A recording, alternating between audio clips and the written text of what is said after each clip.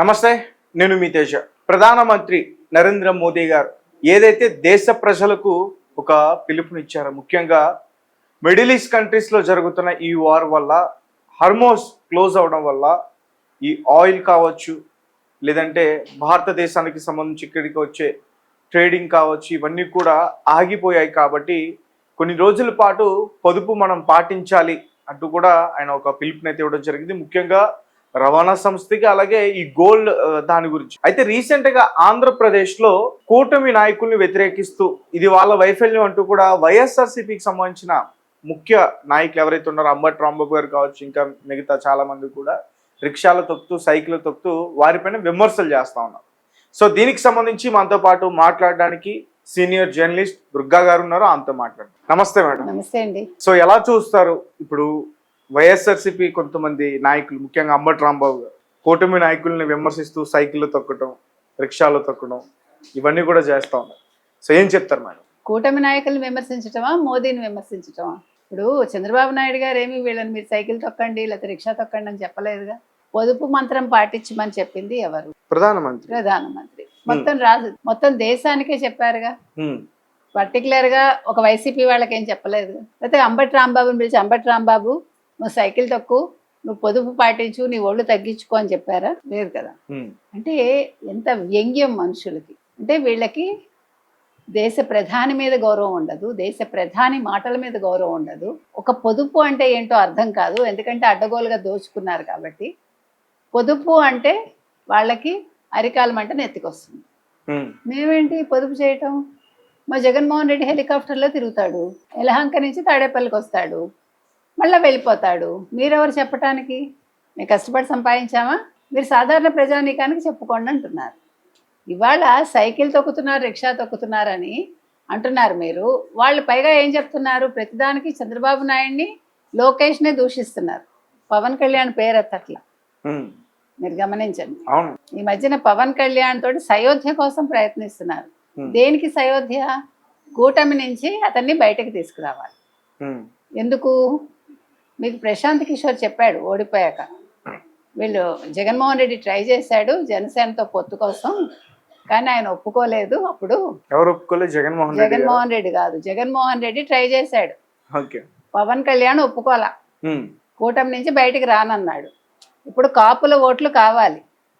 ఇవాళ ఎవరు? పద్మనాభ రెడ్డి ఒక బకరా అయ్యాడు, ఆయన వల్ల ఏం ప్రయోజనం లేదు.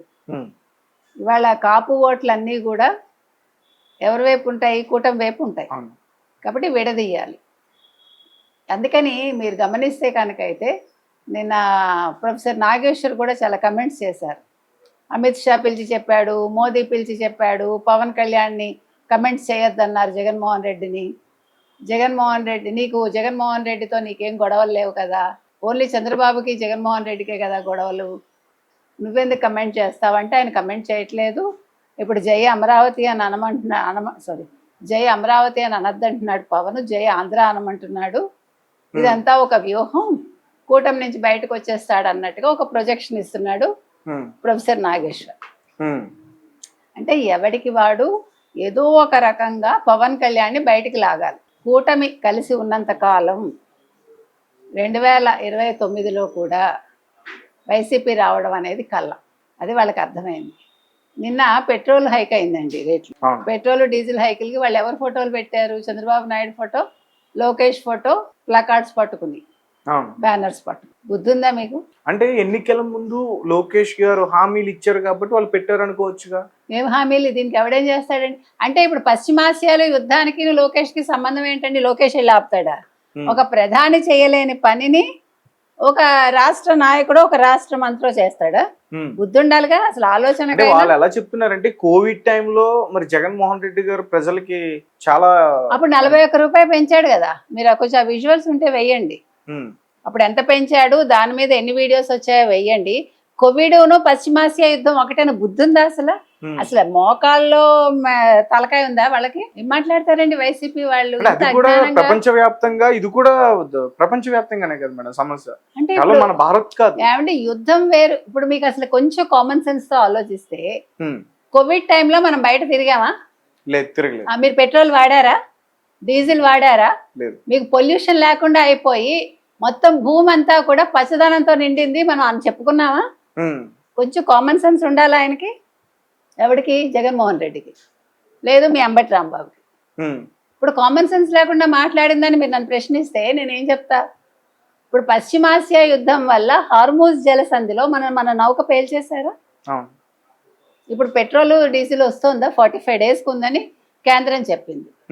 మరి రేట్లు ఏం పెరుగుతాయి? జగన్మోహన్ రెడ్డి ఇంట్లో సంపద పెరుగుతుందా? లేదా వాళ్ళ ఇంట్లో డీజిల్ దాచుకుంటాడా? ఏం మాట్లాడుతున్నారండి? మోకాల్లో కాదు చీలమండలికి వెళ్ళింది మెదడని చెప్పండి జగన్మోహన్ రెడ్డికి. లేకపోతే ఏంటండి అర్థం పర్థం లేకుండా మాట్లాడటం? కోవిడ్ టైంలో మేము ఇచ్చామంటే కోవిడ్ టైంలో నువ్వు ఇంట్లో కూర్చుని అందరూ ఇంట్లో కూర్చుని ఉన్నారు, అందరూ వర్క్ ఫ్రమ్ హోమే, నడిచి వెళ్ళాడు ఎవడును. సో ఫైనల్ గా ఏం చెప్తారు ఇప్పుడు వారు చేస్తారు? ఏమండి వాళ్ళకి కావాలంటే ఒళ్ళు తగ్గించుకోవాలనుకుంటే, ఒకవేళ ఆరోగ్యంగా ఉండాలనుకుంటే వాళ్ళు ఇప్పుడు సైకిల్ ఎక్కారుగా, అంటే తెలుగుదేశం గుర్తు ఎక్కినట్టేగా. ఓకే, ఇంకేం కావాలి మీకు? తీసుకెళ్తున్నారా? నేను తీసుకెళ్ళడం ఏంటి? వాళ్ళు ఆలోచించలేదు, అందుకే మెదడు చీలమండల్లో ఉందన్న. ఇప్పుడు ఎవరైతే సైకిల్ ఎక్కి దొక్కారో వాళ్ళందరూ ఫ్యూచర్ లో నిజంగానే ఎక్కుతారేమో. ఇప్పుడు ఎక్కచ్చు, ఎందుకంటే ఇప్పుడు ఏం చేయాలో తెలియక అయోమయ స్థితిలో ఉంది ఆ పార్టీ. కాబట్టి సంకేతంగా తీసుకోండి, పోయిందే ఉంది. రిక్షా తొక్కుతున్నారంటే రిక్షా తొక్కమనండి, కొంచెం నలుగురిని ఎక్కించుకుని తీసుకెళ్తే ప్రజలు కూడా సంతోషిస్తారు. 10 ఓట్లు రాలుతాయేమో YCP. Right, thank you madam. Thank you.